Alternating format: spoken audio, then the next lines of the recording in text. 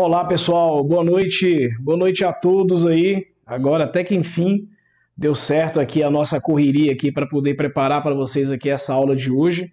E essa aula de hoje vai ser muito interessante mesmo, nós vamos falar aqui sobre coisas muito bacanas. Esse é o primeiro dia, esse aqui é o Day One, né, da nossa maratona, onde nós vamos falar, né, o nosso desafio aqui é falar de assuntos tão, vamos dizer assim, delicados, né? Ainda mais para o momento atual que a gente está vivendo na carreira, na área de TI, em pouco tempo. Então a gente tem pouquíssimo tempo aqui para poder falar, para trazer esses assuntos aqui para vocês, beleza? Então eu vou acompanhar com vocês aqui o chat, estou de olho aqui no chatzinho aqui para ver se tem pergunta, como é que estão as perguntas, né? Deixa eu só habilitar aqui um monitor aqui do meu outro lado, para ficar mais fácil de eu poder estar acompanhando com vocês aqui. E aí, qualquer dúvida, gente, é só colocar aqui, tá bom? Boa noite a todos, boa noite aí, todo mundo que está chegando aí, muito obrigado pela audiência de vocês, obrigado pela presença de vocês aí, né? E eu tô vendo aqui se tá tudo à mão, tá? Tá aqui os meus pincéis, tá tudo bonitinho aqui que eu vou usar hoje para poder bater um papo legal com vocês aqui. Bom, vamos lá então, sem mais delongas. Nesses 4 dias nós vamos falar sobre muitos assuntos interessantes, não vai ser só sobre COBOL, vamos falar sobre a abrangência geral da área de TI, né? Um pouquinho sobre o mercado de TI, como é que está o mercado de TI hoje em dia, o que é que está acontecendo, né? Eu deixei um quadro aqui, hoje eu vou fazer um negócio um pouco diferente com vocês, deixei um quadro aqui para a gente poder riscar um pouquinho e eu poder dar alguns exemplos para ficar mais fácil de vocês poderem entender, beleza?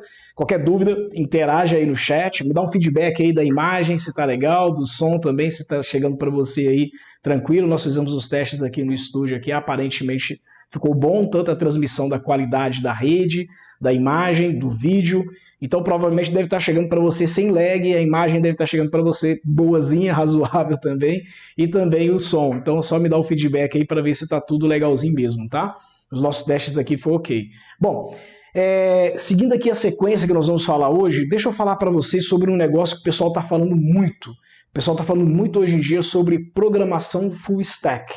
E a ideia aqui é o seguinte, eu dar um overview para vocês, um entendimento para vocês sobre o que é isso e aonde que um programador front-end, um programador back-end, um programador de banco de dados, necessariamente muitas vezes um DBA, onde que eles se encaixam em cada um desses cenários, né, em cada uma dessas camadas, vamos dizer assim.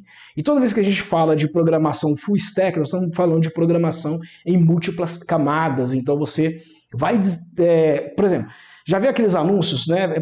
Procura-se programador full stack. Quem é que já viu? Coloca aí, por favor, no chat aí, quem é que já viu? Procura-se programador full stack, né? Ou anúncios, né? Pedindo esse tipo de gente. Vamos lá. Ó, imagem e som ok, né? Luiz Antônio deu ok aqui. Beleza, Luizão? Legal. Então, programador full stack. Alguém já ouviu falar desse nome? André, o que é um programador full stack? Né? O pessoal pede um programador full stack. Bom, resumindo aqui, é o cara que faz de ponta a ponta, desenvolve o software de ponta a ponta. Então ele programa tanto o back-end, né, ele tem condições de poder desenvolver toda a parte do negócio, toda a regra do negócio lá dentro lá do back-end, como ele faz também o front-end. O que é o front-end, na verdade? O front-end é a parte visual, é a parte que você vai interagir com o usuário, você vai permitir que o usuário entre dados, que o usuário manipule informação, que o usuário inpute dados na tela, tá? Então esse que é todo o arsenal, né, que as pessoas estão procurando. E obviamente eles procuram também as pessoas, além de entender da parte de front-end, ou seja, de você programar a tela, saber entender um pouco de GUI, entender um pouco de User Experience, né, que é a experiência do usuário, você entender também um pouco também de como que a regra de negócio, como que o background do lado do servidor trabalha, como que o background do lado do servidor está operando e está funcionando. Então é muito importante também eles entenderem disso, tá? Essa que é a grande sacada do momento, né? Então eu vou desenhar um pouquinho para vocês aqui para a gente poder entender um pouquinho como é que isso funciona e como é que essa jogada tem impacto nas nossas vidas como desenvolvedores, beleza? E dúvida, vai colocando no chat aí que nós aqui, a nossa equipe, a gente aqui vai acompanhando e vai vendo aqui o que está acontecendo e eu vou recebendo essas orientações aqui para a gente poder desenvolver um trabalho bem bacana e bem legal. Vamos lá então? Aqui colocamos aqui, ó. Sim, já vimos sempre, legal, né, esses anúncios aí, né? Alguém em Brasília... Aqui em Brasília pede muito esse tipo de programador full stack, exatamente, não é só em Brasília não, em São Paulo também tem muita demanda, né? E no resto do mundo também, né? Pessoal, tem um pessoal do Canadá, na verdade uma empresa lá canadense, que a gente tem um contato com ela lá, eles pegam programadores em determinadas áreas e eles treinam esses programadores para eles operarem nessas pontas. É como se tivesse um cara que fosse jogador de futebol, que é um zagueiro e um atacante ao mesmo tempo. Em um determinado momento, ele precisa se comportar como um zagueiro, ele precisa defender o time, evitar os contra-ataques, aquela coisa toda, né? E em um outro momento, ele precisa fazer gol, ele precisa marcar, ele precisa atuar mais assim positivo, né? Ser mais agressivo para poder estar marcando gols. Então ele tem que atuar como um atacante. Então imagina um jogador de futebol que ele tem essas duas facetas, né? Ele tem essas duas formas de atuação dentro do mercado. Então isso é pedido muito, né? Isso é muito exigido hoje em dia no mercado. Vamos lá, seguindo aqui um pouquinho. Front e back, exatamente. E aí o que acontece? Só falando para vocês aqui bem rapidinho, agora eu vou começar a riscar aqui, né? Uma habilidade que vocês não sabiam, né? Que eu tinha era de desenhar também, né? Até parece, eu não sei desenhar muito bem não, tá? Mas eu vou riscar para vocês aqui, ó, seguindo um roteirinho que eu tenho aqui, tá? Toda vez que você ouve falar da palavra full stack, está associado, na verdade, ao quê? Está associado aos programadores que vão desenvolver tanto a parte de interface, tá? Dá um feedback se vocês estão enxergando aqui direitinho, né? Então eu tenho aqui a minha interface. Interface que a gente chama aqui, pessoal, é a parte da tela, é a parte da comunicação com o usuário, ok? E essa interface aqui, ela pode ser de vários tipos, né? A gente tem vários tipos de interface que podem estar interagindo aqui com o usuário. Você tem as famosas interfaces web, né? Que, por exemplo, uma página que você está acessando, um banking line, né? Uma plataforma de treinamento de cursos como essas que nós temos aí. Então, toda aquela parte web, por que web? O web é classificado quando ele é acessado através de um browser, ou seja, de um navegador. Então, você pode usar um Chrome, um Safari, um Mozilla Firefox, um Edge, enfim. É um browser que você vai utilizar e esse browser vai te dar acesso para você fazer essa interação via web, ok? Então, tudo que está associado a browser, né, necessariamente, né, ou obrigatoriamente, é uma interface web, você pode chamar de interface web.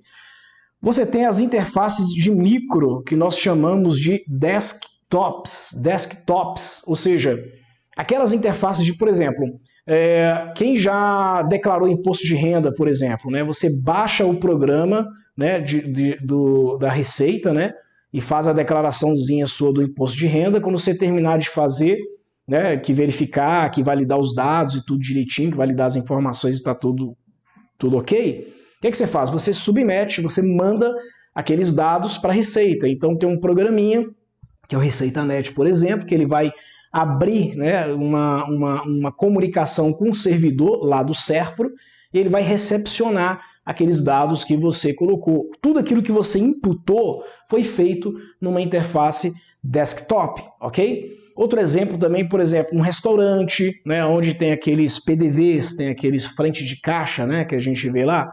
Aquilo é uma interface desktop, ok? Experiência com o usuário desktop.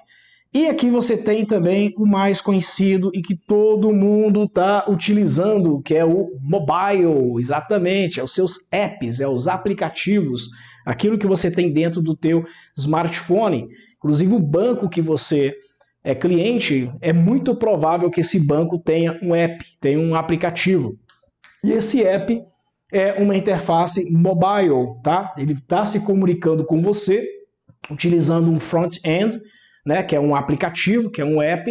Esse app roda no seu celular e ele que faz essa comunicação, faz essa interação. Até aqui tudo bem? Estou entendendo aqui essa parte aqui da camada de interface. Como é que tá aí? Tá ok? Posso pegar pesado aqui para frente? Vamos lá, deixa eu ver como é que vocês estão aqui. Enquanto isso, deixa eu tomar uma aguinha aqui. Ok, ok. Muito bem, muito bem, muito bem. Bom, vamos avançar aqui um pouquinho. Aqui no meio eu vou ter uma outra camada, tá? essa camada aqui que nós estamos falando aqui, ó, isso aqui a gente é conhecido, literalmente conhecido, como front-end. Front-end. Ok? Então, é onde é programado a interface, a interação com o usuário, perfeito? Agora, nós temos aqui uma camada no meio que antigamente nós chamávamos de aplicações 3 camadas, né? Que a primeira camada sempre foi a camada de interface, que é o que a gente está falando aqui agora, que é o front-end, tá? Então nós tínhamos uma segunda camada, que era a camada de negócio, onde tudo que era codificado dentro da camada de negócio ficava onde? Ficava num servidor em algum lugar do mundo, em algum lugar, tá? Essa interface tinha que acessar esse servidor em algum lugar do mundo, e tinha uma terceira camada que nós chamamos de bancos de dados. Hoje em dia, essas 3 camadas ainda são faladas? São, mas não necessariamente dessa forma, porque entre, por exemplo, a interface e a sua camada de aplicação e a camada que vai fazer toda a parte de negócio, que nós chamamos aqui de back-office ou back-end, tá? Passa entre elas aqui uma camada de segurança entre esses caras. Então aqui, ó, você tem aqui a parte de negócio, a gente chama de negócio. Esse negócio aqui é o seu back-end, é o que está por trás da solução, ok? E quando você tem uma forma desenhada desse jeito aqui, ó, para você poder acessar esse cara, você passa por uma camada de segurança, um security, ok? Então aqui passa numa camada de segurança, não é tão simples assim. Então tem regras de sessão, validação de usuário, tem validação de acesso, tem várias regrinhas, rules, né, que são colocadas aqui nessa camada para fazer com que essa interface converse diretamente com a camada de negócio. Então não é uma coisa tão simples, tão rápida e tão, vamos dizer assim, intuitiva assim, ok? Então, quem já programou em Java entende. Por exemplo, nessa parte aqui da interface, onde você tem aqui um sistema, um JSP, está rodando aqui, aqui embaixo aqui, você pode ter nessa camada aqui um servlet, por exemplo, né? Um servlet. E aqui no meio aqui você pode ter, por exemplo, um entity bean, né? Se for falar de desenvolvimento Java, né? Como ele era feito. Hoje em dia você pode trabalhar com isso aqui com componentes distribuídos, tá? Então existem outras formas, outras soluções também para se trabalhar aqui dessa forma. Agora, nessa camada do meio aqui, ó, que é a nossa camada de negócio, nós temos aqui os servidores. Então esses caras aqui, ó, são os meus servidores. Eu vou chamar isso aqui de servers. Os nossos servers, os servidores estão aqui. Que tipos de servidores que nós temos aqui? Nós temos aqui os servidores desktop, ou standalone, ou network, ok? Que são servidores locais, ou seja, eles estão servindo aqueles aplicativos dentro de uma única rede, dentro de uma única área que eles estão acessando, perfeito? Você tem aqui os servidores web servers, ok? Nessa camada de negócio aqui, onde você pode ter, por exemplo, um app mobile aqui, um appzinho aqui, e esse app via HTTP, via uma API HTTP, ele vai conversar com um servidor web em algum lugar do mundo. Ele pode usar recursos de segurança, ele pode usar recursos de API, ele pode usar, por exemplo, recursos de consumir dados, como, por exemplo, dados em XML hospedados aqui dentro de um web service, na nuvem, em algum lugar. Exemplo de uma API que funciona assim. Por exemplo, você criou um sistema que vai integrar com os Correios, por exemplo, tá? Então, os Correios, eles têm uma API, por exemplo, de CEP, onde vai fornecer os CEPs, né? E o seu aplicativo, ele pode acessar essa API dos Correios, que é o quê? Que é um web service, vai acessar essa API via XML, vai acessar um layout, esse layout vai ter alguns parâmetros para ele poder fornecer esses dados, né? Ele vai acessar esses dados, ele vai consumir esses dados a partir do servidor dos Correios, que vai disponibilizando esses dados aqui para eles serem consumidos no formato que ele colocar. Isso é só via XML? Não, existem outras formas também de poder fazer esse tráfego de dados aqui. Pode fazer via stream também, tá? Então, depende muito da forma e da comunicação que a solução vai adotar para poder estar fazendo isso aqui, né? Outra coisa interessante aqui que você tem é que os servidores são os mainframes, obviamente. Por quê? Os mainframes já têm um conceito um pouco diferente. Tá? Eles podem estar, por exemplo, em qualquer lugar do mundo e via protocolo HTTP, como acontece aqui com os web services, ele consegue dar esse acesso, viabilizar esse acesso para qualquer tipo de aplicação. Pode ser um mobile, pode ser um desktop, pode ser um servidor web. Por exemplo, web, o seu banco, o banco que você acessa. Você vai puxar um extrato. O que você acha que acontece por trás ali? Por trás ali está acontecendo o seguinte. Você tem um aplicativo web que roda no browser, por exemplo, e você está puxando o extrato aqui desse browser, mas na verdade ele está fazendo uma comunicação, passando uma camada de segurança e acessando um mainframe. Ok? Esse mainframe vai acessar os dados, que eu vou falar aqui mais abaixo aqui um pouquinho, vai formatar como ele vai mandar essa informação, ele vai mandar devolver de novo pelo mesmo caminho que ele vê essa informação para ele poder aparecer lá no seu site, ok? Isso pode acontecer também com o quê? Com o mobile, porque se você é cliente do banco, de um banco X, tá? Que ele pode acessar via web, né? Bankline via web ou via mobile, o que vai acontecer? Ele vai fazer o tráfego da mesma forma. O que muda aqui para você? Muda apenas a experiência do usuário. O que o usuário está enxergando, o que ele está vendo? Ele está vendo aqui um mobile, ele está vendo isso aqui através do celular dele. Ou ele está vendo isso aqui através da web também, tanto faz. Ele pode ver de uma forma ou de outra, tá claro? Então, é dessa forma que ocorre aqui a comunicação. E, por último, e não menos importante, também nós temos aqui, vamos ter aqui também uma camada de segurança para ele poder acessar.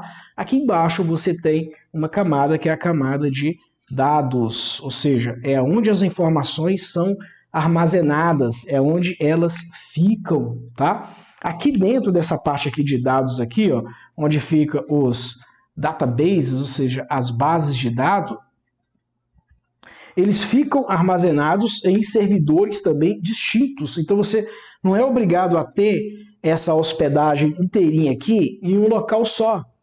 Você pode ter essa hospedagem, inclusive com os bancos de dados aqui que você está colocando, que você está acessando aqui, aonde? Em locais remotos. E aqui você pode ter vários tipos de bancos de dados ou de aplicações de bancos de dados, né? Sistemas gerenciadores de bancos de dados, SGDBs que a gente chama.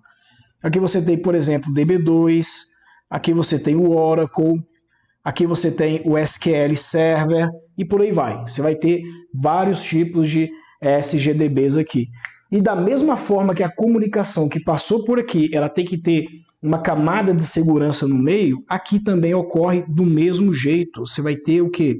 Uma camada de segurança também nesse ponto para poder fazer esse seu acesso a dados. Tá claro? Pessoal, até aqui tudo bem? Todo mundo entendeu isso aqui? Quem não entendeu, coloca no chat aí, por favor.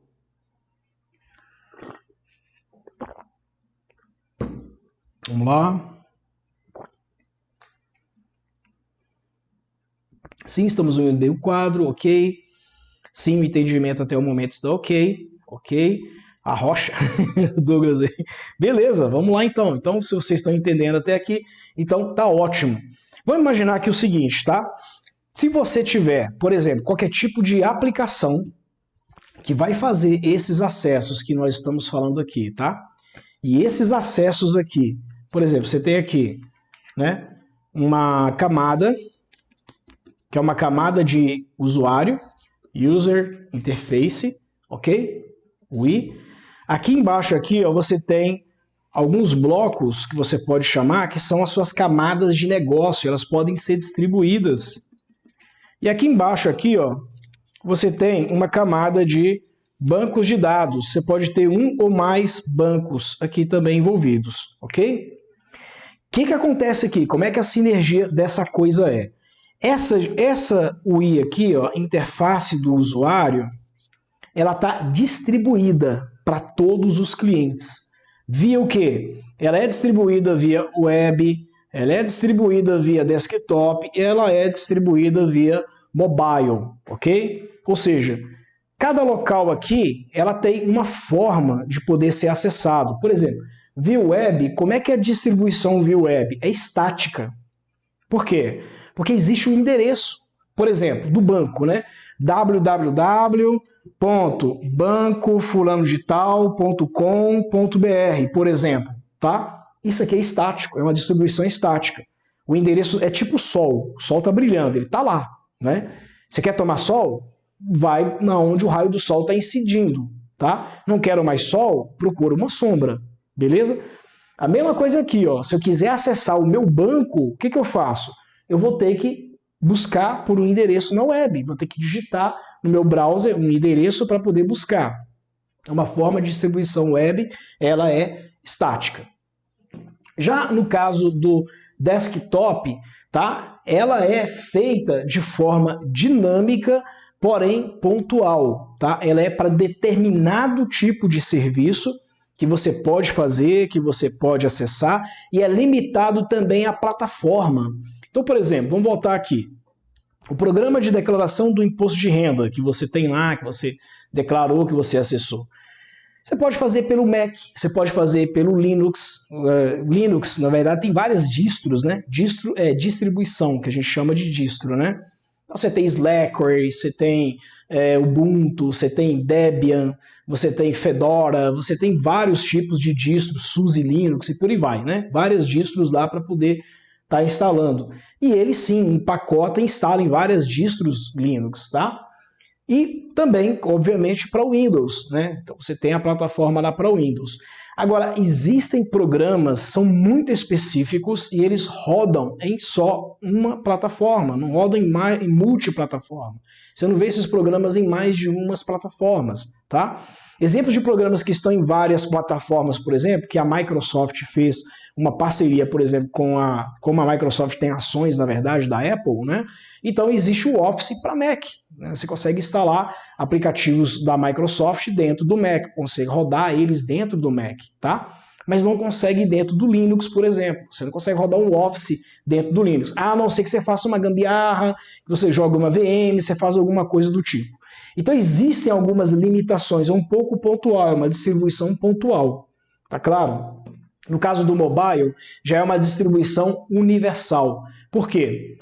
Quando começou essa plataforma mobile foi até interessante. Começou com o sistema operacional da Nokia, chamado Symbian. Alguém já deve ter tido aí um celular Nokia e já deve ter ouvido falar do Symbian, né? O Symbian é um sistema operacional que a Nokia tinha, baseado em quê? A ideia dos caras foi a ideia que inspirou a maioria, né, dos desenvolvedores de app hoje em dia, né, dos donos de loja online hoje em dia, né?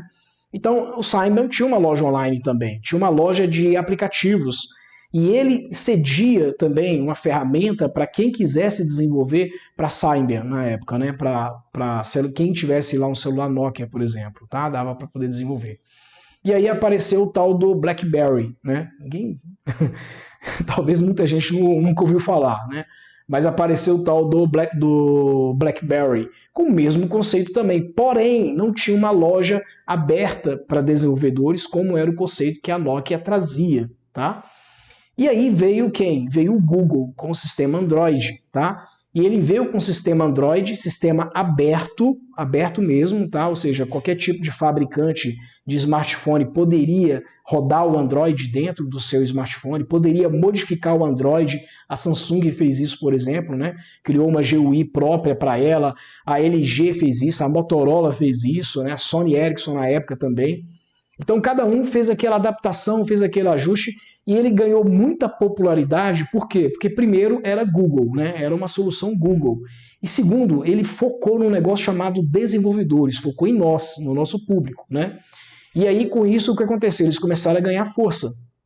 Mais tarde, demorou um tempinho, a Microsoft apareceu, né, com o Windows Mobile. E o Windows Mobile durou cerca de 4 anos, 5 anos no máximo ali, não durou muito tempo. Resumindo, o mercado hoje resume em duas plataformas, né? Você tem a Apple, né, com a Apple Store, né, com o sistema operacional iOS, E você tem agora o Google, né, que sobrou, né, os dois na verdade, né, com a plataforma Android, tá, aberta, né, para vários e vários fabricantes de hardware aí, ok? E aí o que acontece? Tornou-se universal por quê? Porque normalmente, hoje em dia, também é muito fácil de você poder encontrar plataformas de desenvolvimento front-end, ou seja, interface, né, que conseguem gerar nativamente um app, um aplicativo mobile que sirva tanto para Android como iOS. Então, normalmente, hoje, você vai procurar um aplicativo, né, Instagram, Facebook, você vai ter um aplicativo de edição de imagem, de vídeo, de música, de qualquer outra coisa que você precisar, normalmente você consegue encontrar esse aplicativo disponível numa loja e numa outra loja, né, com uma facilidade um pouco razoavelmente boa. Tá claro? Então, isso aqui permitiu o quê? Fazer uma distribuição. Então, isso aqui tirou a parte do user experience ou da interface do usuário, que é o front-end, tirou o domínio que estava antes, né, isolado ou focado só em determinados clients, para um padrão que pudesse se ajustar a qualquer tipo de situação que você tivesse. Seja mobile, seja seja web, seja desktop, ou seja o quê? Com mobile, perfeito? E aí o que acontece? Esses caras aqui têm que conversar com alguém. Para quê? Para fazer toda a lógica. Imagina que o aplicativo web ele vai validar se o CPF é válido, se o CNPJ é válido, se você digitou o nome correto, né? Se você já tem um cadastro, se não tem um cadastro. Imagina colocar tudo isso, essa carga aqui no web, né? Esse site aqui, ou essa plataforma, alguma coisa, vai ficar muito pesada para fazer isso. Essa mágica não é feita aqui dentro, tá? Pode ser aqui? Pode ser também aqui, mas aqui vai depender que o meu usuário ou que o nosso cliente ele tenha uma máquina muito parruda, com muitos megas de RAM, né? com um processador muito bacana, muito bom e etc. Você vai onerar o meu usuário com isso, tá? E falar aqui no mobile, principalmente, aí esquece, entendeu? Aqui não pode mesmo ter. Então o que eles fazem? Eles jogam o peso, a carga toda do processamento, aonde? Nas regras de negócio. Aqui embaixo, aqui, ó. Então o back-end ele faz toda a operação pesada. Então todo o processamento pesado é feito no back-end. Então esses camaradas aqui, ó, eles acessam esse cara aqui de algum lugar do mundo que esse cara tiver, ok? Via o quê? Via protocolos. Então aqui, ó, é uma fronteira que são esses pontilhadozinhos que eu coloquei. Isso aqui é um mecanismo de acesso que ele vai utilizar. Pode ser uma rede local interna, pode ser uma rede externa, pode ser via web, pode ser com mobile, tá? Não importa. Ele precisa acessar esse camarada para ele poder fazer todo o trabalho grosso. E o que eles fazem aqui? Eles usam um negócio que antigamente a gente chamava de computação distribuída. O que é computação distribuída? Significa, por exemplo, que essa regra aqui, ó, RN1, tá? Aqui eu tenho RN2, aqui eu tenho RN3, aqui eu tenho RN4, por exemplo, tá? Significa que esses camaradas aqui, ó, eles podem estar em servidores diferentes. Por exemplo, no servidor 1, eu posso ter esses dois caras aqui, ó, S1 e S2. Aqui eu posso estar no servidor 2 e aqui eu posso estar no servidor 3. Legal? Aonde está o servidor 1? Pode estar em algum país no mundo. Não está em Marte, né? Porque ainda não tem conexão muito forte para Marte ainda, tá? Mas está em algum lugar no mundo. Mas os dois estão juntos, estão próximos. Eles podem estar no mesmo prédio, pode estar num prédio em andares diferentes, tá? Mas eles, geograficamente, quer dizer que eles estão próximos, eles estão no mesmo lugar. Já o servidor 2, com a regra de negócio 3, ele pode estar em outro país. Na verdade, o servidor 3, ele pode ser um cluster, ele nem pode ser uma máquina única. Talvez esse server 3 aqui, ó, ele é um agrupamento de várias máquinas na internet, vários servidores agrupados em vários locais no mundo, onde eles se encontram em um serviço único chamado servidor 2, por exemplo, tá? Servidor 4, a mesma coisa, ele pode ser um monstro parrudo no subsolo, lá na Rússia, por exemplo, tá? Ou ele pode ser um agrupamento de outras máquinas, um outro cluster também de outras máquinas, enfim, tá? Esses servidores podem estar em vários lugares. Qual a vantagem desse tipo aqui, ó, de back-end? Qual a vantagem desse tipo de back-end? Quem é capaz de me responder isso aí? Não é capaz não, na verdade assim, quem se arrisca, vamos brincar um pouquinho aqui, tá? Quem se arrisca a me responder, tá? Qual a vantagem de ter uma computação distribuída, seja em cluster ou não, mas distribuída para regras de negócio distribuídas? Eu acho que eu acabei dando spoiler quando eu falei um pouquinho sobre aqui, tá? Sobre esses itens aqui. Vamos lá? Quem é capaz de me dizer aí? Vamos lá.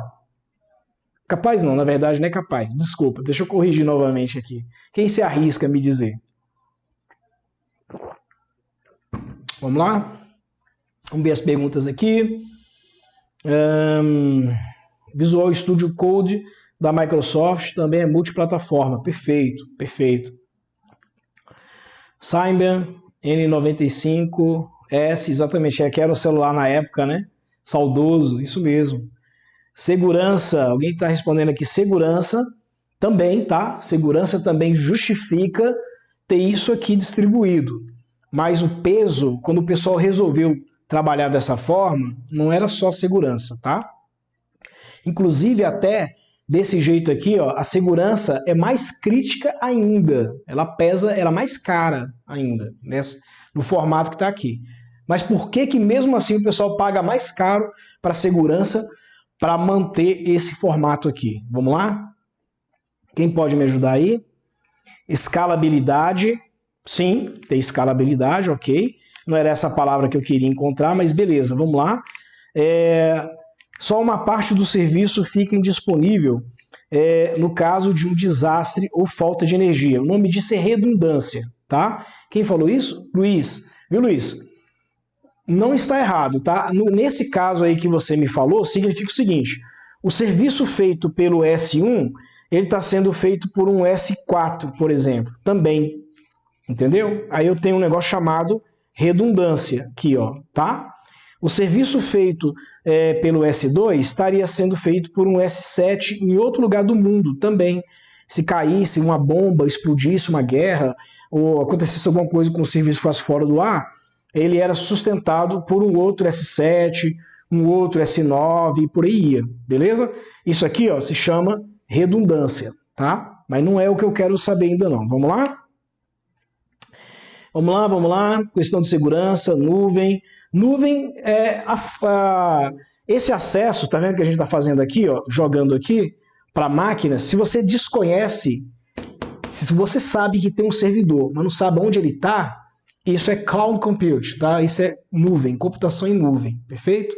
Então, por exemplo, você acessa lá, você tem uma conta no Google Drive, por exemplo. Você colocou um documento lá. Esse documento está na nuvem. Você sabe que está no Drive, no Google Drive. Mas fisicamente, onde ele está armazenado? Não tenho nem ideia. Ele tem em algum lugar no mundo, né? Eu sei que está no planeta Terra, porque os nossos servidores, né, segundo o Elon Musk, é o que ele quer fazer, mas ainda não saíram do planeta Terra. Perfeito? Então o Dropbox trabalha também com computação em nuvem, OneDrive da Microsoft, ok? Beleza, mas vocês estão chegando, vamos lá. Balanceamento, vamos lá, para a gente poder ganhar tempo aqui. Vocês não falaram que eu gostaria de ouvir, mas tudo que vocês falaram tem a ver, tá? Tem a ver com segurança, tá? Tem a ver com redundância, tem a ver com balanceamento de carga, tem a ver com toda a parte de clusterização jogada em nuvem, computação, cloud computing, etc, tá? Tem a ver, mas tudo isso é solução para agrupar, para poder sustentar um formato de servidores distribuídos. E o principal ponto que justificou a galera fazer isso aqui foi um negocinho chamado processamento. Exatamente, processamento. Imagina o seguinte, vamos voltar aqui, aplicativo web, você está acessando o seu banco, tá? Não sei qual banco que é que você tem conta, mas vamos imaginar que é um banco grande aqui no Brasil, beleza? Um banco grande, que tem muitos e muitos clientes, muitos usuários, tem muito acesso. E esse banco, ele tem que responder a todas as requisições que chegam aqui, ó, nas interfaces dos usuários. Ele precisa fazer esses acessos nos bancos de dados para devolver essas informações. Esses acessos são consulta extrato, pagamentos, né, transferência, depósitos, recebimentos, qualquer tipo de transação que o cara quiser fazer, desde investimento, resgate, até ele pagar uma conta de água lá com a conta dele, com recurso lá do banco dele, perfeito? Legal, para uma pessoa. Agora imagina milhões de pessoas fazendo isso ao mesmo tempo. Quando você está consultando o seu extrato aqui na web, né, você não está sozinho fazendo isso. Tem uma pancada de gente fazendo isso também simultaneamente junto com você. Então isso aqui não cabe numa máquina só. Isso aqui, às vezes, aqui tem que dividir e distribuir isso aqui para várias máquinas, porque senão, quando você for pedir o teu extrato, você vai ficar lá esperando, porque ele está processando outras informações até chegar na sua informação. De repente, o seu aplicativo ou o seu web aqui, ó, caiu por timeout, né? O tempo de serviço. Ele não ficou por muito tempo lá aguardando que o processamento, que o retorno do processamento viesse. Então o que justifica isso aqui é um negócio chamado processamento. É como se eu tivesse supercomputador imenso, gigantesco, para dar conta do recado de milhões e milhões de pessoas acessando aquilo ao mesmo tempo. Ok? Por isso que o back-end aqui é muito importante. E o que acontece aqui embaixo, aqui, ó, na camada de banco de dados? Opa, agora vamos falar um pouquinho sobre uma camada muito especial, que é a camada de banco de dados. O que acontece? A camada de banco de dados, ela é blindada. Ela tem uma blindagem nela aqui, ó. Ok? O que isso significa, André? Isso significa que para chegar na camada de banco de dados, mesmo que seja fisicamente, se você tentar entrar em um data center, você vai conseguir ver servidores, vai conseguir ver, sei lá, os mainframes de repente, mas muito raramente você vai conseguir ver as máquinas que estão com os bancos de dados. Tá? Isso aqui é uma proteção a várias chaves. Inclusive os servidores de bancos de dados, normalmente, eles ficam em subsolos, protegidos com paredes de aço, paredes de chumbo, concreto, aquela coisa toda, para aguentar se um avião cair naquela área, ele vai explodir, vai fazer um estardalhaço gigantesco, mas não vai atingir esses dados aqui. Tá?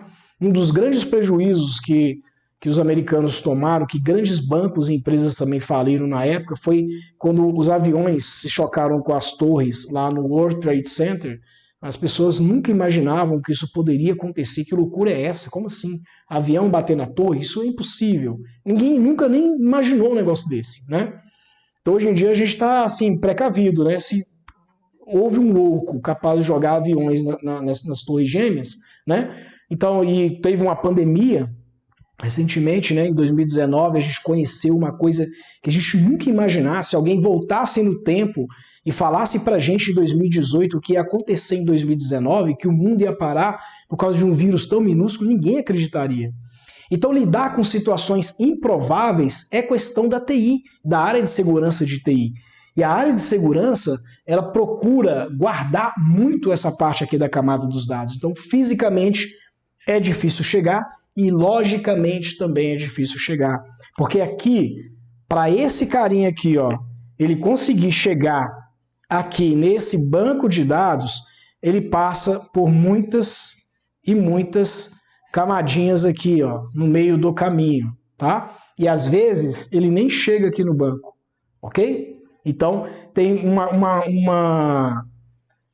um acesso, vamos dizer assim, muito especial e muito cuidadoso para poder estar chegando até a camada de banco de dados e realmente viabilizar esse acesso. Quando você pede o seu extrato, você acessa aqui teu aplicativo ou web, é processado em algum lugar, em algum momento, é acessado o banco de dados para poder trazer as informações que você quer, elas voltam para cá, para a camada de negócio, elas são fragmentadas ou quebradas de uma forma que o seu aplicativo web ou o seu app entende.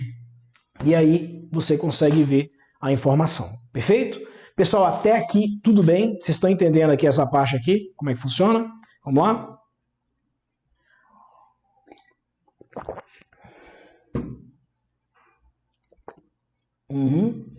Pode ser mais viável para guardar e expandir quando necessário.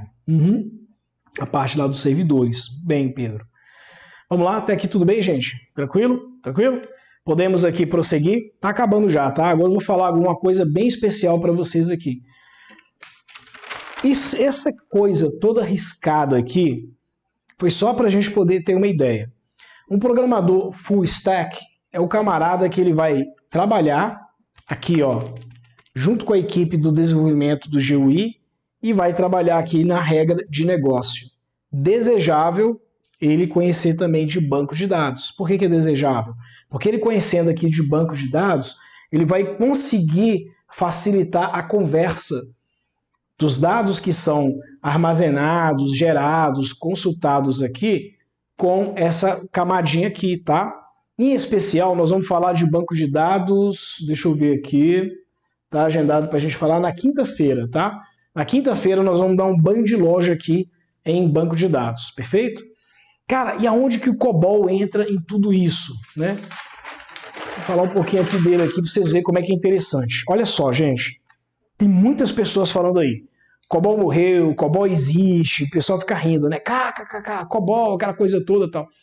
Olha, eu sou programador web, eu sou programador mobile, desenvolvo os meus próprios apps, quando eu preciso de uma solução, uma coisa eu faço. Eu já fui programador desktop, de micro, já trabalhei com Delphi, já trabalhei com C, né? Já trabalhei com Java, já trabalhei até com linguagem de máquina, com Assembler. Então eu conheço algumas linguagens de programação e já passei algumas camadas também.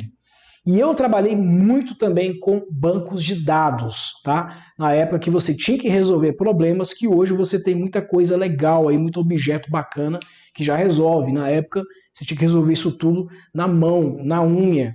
E pessoal, sério, por Deus, diante de Deus, eu nunca nesse momento inteiro percebi ameaça à linguagem COBOL. Por quê? Porque os legados que foram construídos em COBOL na época, eles rodam tão bem, eles funcionam tão bem, que tudo que os bancos precisaram de fazer, sabe o que é? Vou voltar a folha aqui.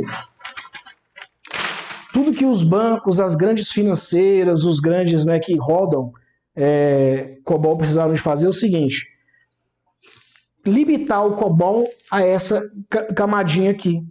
Então o COBOL que antes fazia tudo, o COBOL fazia tudo. Ele tinha a parte da interface gráfica, ele tinha a parte aqui, ó, desse acesso da camada de negócio, ele fazia a parte do banco de dados, ele cuidava de tudo praticamente, né? O que eles fizeram? Resolveram o seguinte, falei, não, nós vamos deixar o COBOL para cuidar só da regra de negócio. Vamos implementar uma camada aqui de banco totalmente aqui independente, tá?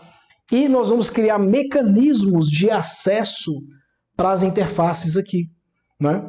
Então, por exemplo, quem é aluno nosso, né, das nossas turmas fechadas, que tem acesso lá ao TN32, né, que é um terminal, o que vocês veem lá? Vocês veem exatamente isso aqui, ó. É um desktop acessando aqui um servidor, que é um servidor nosso, tá? E esse servidor nosso, ele está conectado também a bancos de dados. É exatamente esse cenário que está aqui, tá?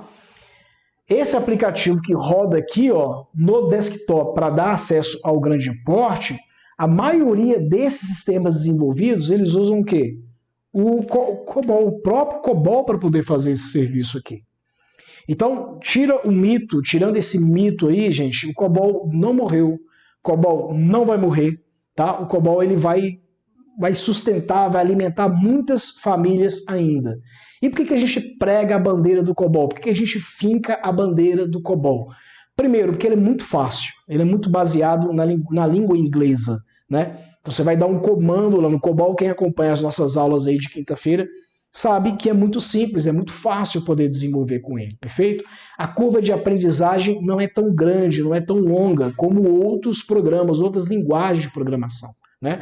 Por exemplo, se você vai desenvolver alguma coisa em Reality, vai desenvolver alguma coisa em Ruby on Rails, o Ruby é interessante, porque o Ruby você ataca aqui, ó, na interface do usuário e no servidor. Essa camada aqui. Um programador Ruby consegue ser full stack? Sim, mas quantos tem no mercado? Né? Tá a modinha aí, todo mundo falando e tal, não sei o que, não sei o que. Quanto que tá um cara desse, tá assim, vamos dizer, cotação de salário no cara desse no mercado, e quantos caras desses acham no mercado? Ou seja, tem que estar preparado, tem que estar equipado, aquela coisa toda para estar fazendo.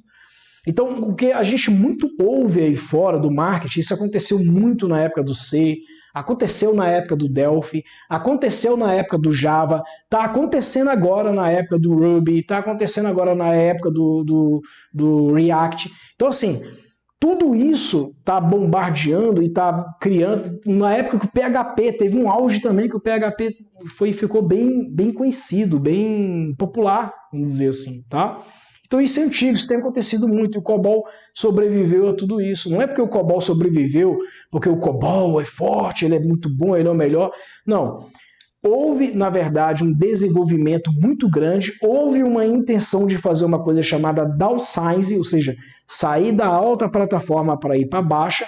Quando os caras perceberam que os mainframes eles conseguem fazer todo esse serviço aqui, ó, sem você precisar ficar distribuindo tudo e alocando vários servidores para fazer, isso dava trabalho para desenvolver, isso dava energia, isso envolvia pessoas, engenheiros caríssimos, programadores que tinham que vir à noite fazer muita coisa para poder dar conta de um recado de algo que já estava pronto, que os mainframes já davam conta disso. Fora que os mainframes, a camada de segurança é muito grande, né? Eu não estou dizendo que não tem. O que eu vou falar agora, tá? Eu vou falar com muito cuidado, com muito carinho. Não estou dizendo que tem. Mas eu, André, nunca ouvi falar de um caso de ataque hacker a um mainframe. Eu nunca ouvi falar. Ok? Então isso não é que prova alguma coisa ou que coloca, que endeusa alguma coisa. Mas isso dá um certo conforto, um certo alívio, né? Para quem trabalha com informações do usuário. Então o seu banco, por exemplo, que trabalha com seus dados, ele tem uma responsabilidade gigantesca com a sua informação. E não é só a sua não que trafega lá, não é só o seu extrato que ele controla, teu pagamento, as coisas, as transações que você faz, Pix, transferência, etc. Não é só seu não. É seu e de mais uma porrada de gente, fora as contas jurídicas, contas de empresa. Então a responsabilidade é muito alta. Outro ponto muito forte também que o COBOL tem, né? Aqui eu estou respondendo a pergunta assim, por que o COBOL, né? Então o COBOL, além de ter essas aplicações dessa camada desenvolvida, né?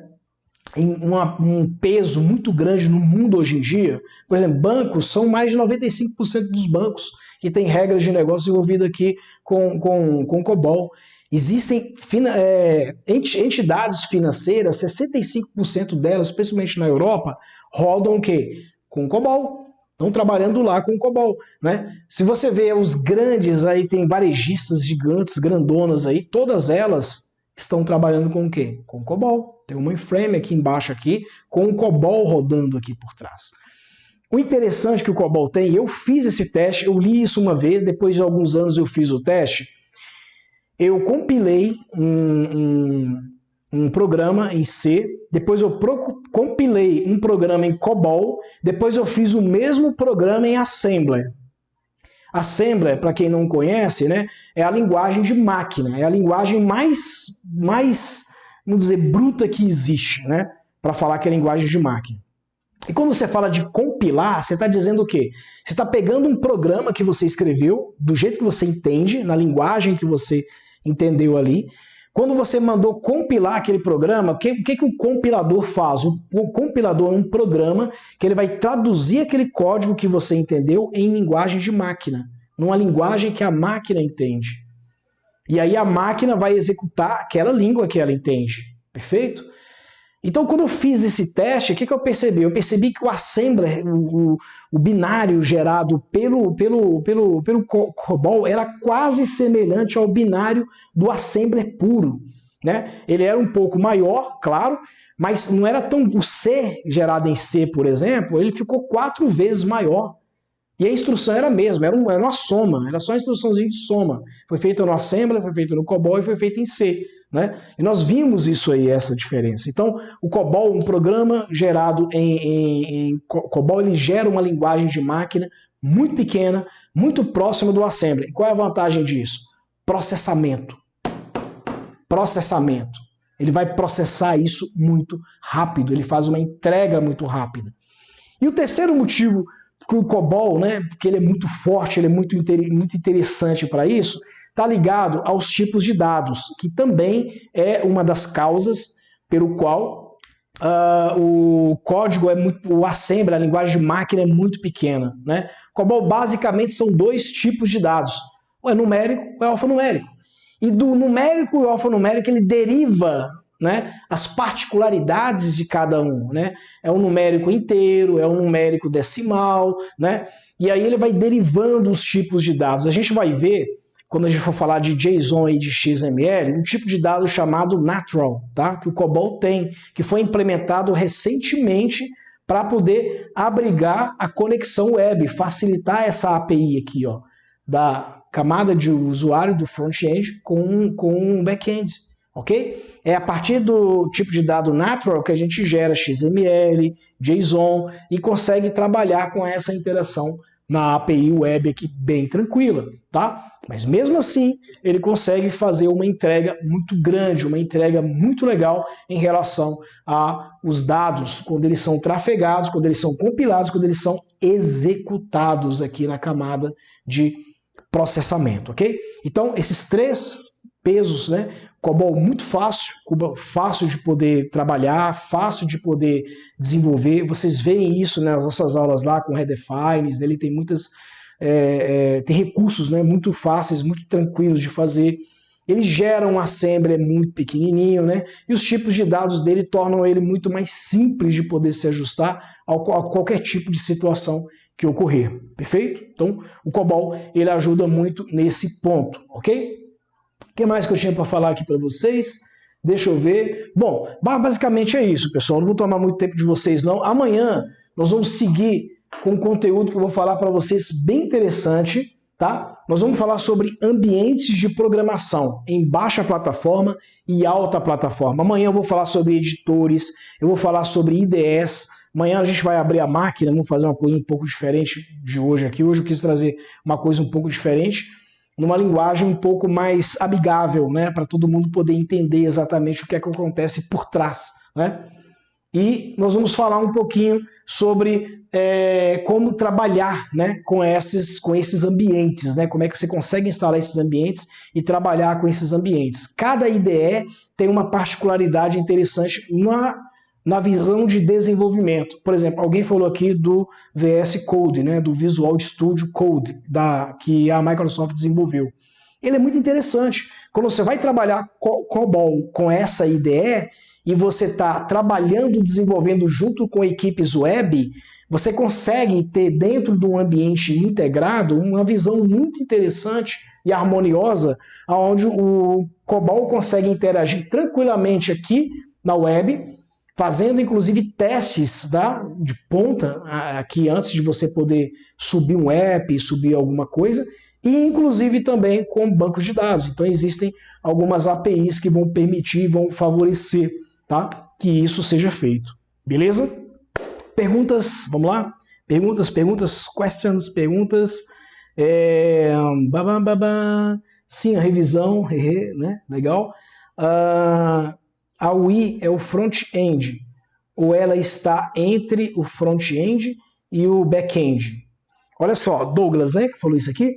Olha só, UI é User Interface, tá? É um nome que a gente dá para a interface de usuário. Quando a gente fala de front-end, ou seja, a linha de frente, né, o que está sendo o primeiro contato que o usuário tem com o aplicativo é quem? É a interface daquele aplicativo. Então a interface ela precisa seguir algumas coisas interessantes. Por exemplo, quando você fala de User Experience, ou experiência do usuário, você está querendo dizer o seguinte, cara, como que esse cara consegue usar esse aplicativo ou essa interface de forma amigável, de forma fácil, de forma rápida, de forma intuitiva. Então, a experiência do usuário tem que responder a essas questões. A segunda questão que ele tem que fazer é entregar isso de forma bonita. Aí vem a parte do designer. Então ele tem que entregar cores harmoniosas, ele tem que entregar fonte, ele tem que entregar algo que seja agradável aos olhos. E isso a gente vê muito aonde? Em aplicativos, ok?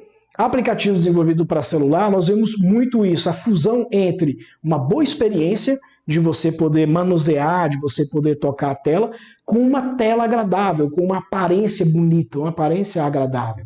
Então ele tem que ser intuitivo e fácil para o usuário e tem que ser muito bonito, muito agradável. Essas são as características de uma interface. Quando a gente fala de front-end, a gente está falando de quê? Está falando da comunicação dessa interface com a regra de negócio, com o back-office ou com o back-end. Que o back-office é um conceito diferente. O back-office seria o seguinte, por exemplo, você tem um site de anúncio de carro, por exemplo, de veículo, tá? Você desenvolveu um portal lá de veículo, onde os usuários eles se cadastram no seu site, sobem, fazem upload da foto dos veículos, digitam o nome dos veículos, aquela coisa toda bem legalzinha lá, né? Legal. E você tem um sistema de retaguarda, a gente chama de quê? Back-office, tá? Onde você vai fazer toda a administração do seu site, onde você vai permitir usuários, vai bloquear usuários, vai fazer tua moderação, você vai, enfim, validar, né, se o anúncio está de acordo com as políticas, com as regras ou não, perfeito? Então é importante não assim confundir as coisas. Quando a gente fala de interface, a gente está falando de quê? Da comunicação do usuário final com o aplicativo. Quando a gente fala de front-end, a gente está falando de como essa interface vai interagir com a regra de negócio, ou seja, com o back-end. Tá claro? Vamos lá? Mais alguma pergunta? Vamos ver aqui, Nilson. Oi, esse tipo de dado natural consigo no compilador Microfocus? Eu não sei, eu vou dar uma pesquisada, Wilson, se teve algum tipo de atualização para ele, tá? Eu acredito que tenha sim. Eu acredito, não estou afirmando que tenha, tá? Mas tem que dar uma olhadinha para ver se tem essa atualização. Eu sei que para o grande porte tem, tá? Para o mainframe tem. Pedro Jorge, viva o COBOL e os cobolistas. É nóis, é nóis. COBOL é utilizado apenas em servidores da IBM chamados mainframe? Não. Nós vamos falar sobre isso. Deixa eu ver aqui. Nós vamos falar sobre isso.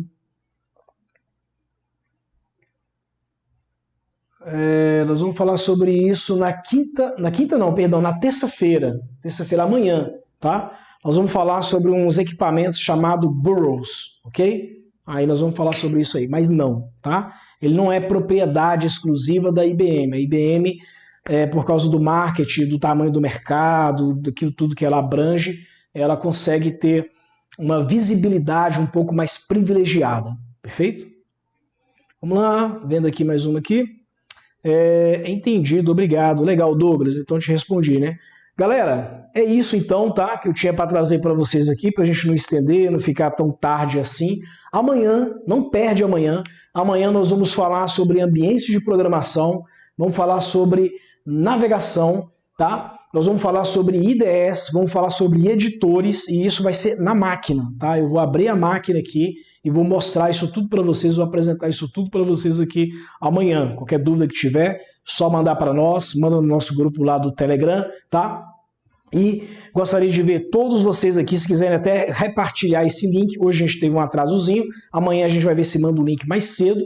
Essa aula vai ficar gravada, não se preocupem, aqui a gente não amarra informação, a gente não segura informação, a gente entrega de verdade, tá? E quer o feedback de vocês para saber se realmente a nossa entrega está muito boa. Beleza? Tranquilo? Galera, só lembrando, tá? Quem não entrou ainda na nova turma que a gente abriu agora, o cupom vence amanhã, às 5 horas da manhã, ok? Então é a pena não entrar e não aproveitar o desconto e a camisa maravilhosa que inclusive eu estou usando aqui, tá? Vão ter mais? Vão ter mais, sim. Talvez não com o preço que foi colocado, né? A gente colocou um preço mais baixo, inclusive, se você for olhar, no último ficou 12 de 49,70 no último, né? Esse agora ficou 12 de 44 com cupom de amanhã, né? 12 de 44,14, tá? 12 de 44,14 esse ficou agora. Então ficou muito barato, e tem camisa, tem livro, né? Tem aulas extras, enfim, tá muito bom mesmo, tá? 12 parcelas de 44,14. Tá mais barato do que o anterior, mas é só até amanhã, 5 horas da manhã, ok? Então quem puder entrar, entra. Não estou forçando a barra, não estou dando de vendedor nem nada aqui, só estou falando que é uma ótima oportunidade, né? Vai deixar passar? Não sei. O que vai acontecer depois? Depois vai ter outra promoção também, amanhã mesmo, né? Assim que acabar essa vai vir uma outra, mas não vai ser tão boa quanto essa, tá? Não vai ser tão legal, mas vai ser uma ótima também, vai ser melhor do que comprar fora de época, beleza? Então fiquem atentos aí, tá? Sobre as novidades que nós iremos estar colocando.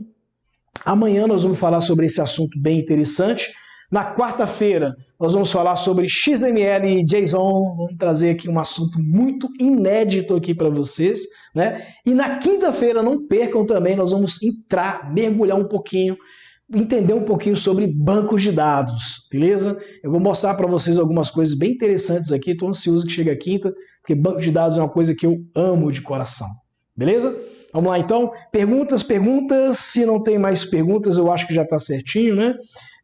Alguém está perguntando aqui, esse curso é diferente da Udemy? Sim, a gente também tem um curso lá na Udemy, que nós colocamos lá também, tá? É um curso muito grande, muito extenso lá na Udemy, tá? Ele é muito parrudo, na verdade, para a realidade que a Udemy tem, né? A Udemy, cursos rápidos, 5 horas, 12 horas, cara, nós colocamos um curso mais de 40 horas lá dentro, um curso pesadaço também, muito grande, muito bacana, muito interessante também, mas é diferente do que a gente está oferecendo, tá? Vocês vão ver aí, quem entrar vai ver. Que mais?